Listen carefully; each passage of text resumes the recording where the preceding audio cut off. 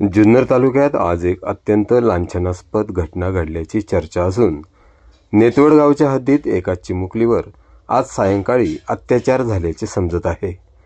सदर 6 ते 7 वर्षांच्या चिमुकलीवर ऊस तोडणी कामगाराने अत्याचार केल्याचे ऐकिवात असून पाथर्डी जिल्हा अहिल्यानगर येथील रहिवासी असलेल्या या नराधमास ओतूर पोलिसांनी अटक केली आहे। पुढील तपास उपविभागीय पोलीस अधिकारी धनंजय पाटील, सहाय्यक पोलीस निरीक्षक लहू थाटे यांच्या मार्फत सुरू असल्याचे समजत आहे। बिबट्यांच्या उच्छेदाने आधीच त्रस्त असलेल्या शेतकरी वर्गात या घटनेनंतर मोठी चिंता निर्माण होण्याची शक्यता आहे।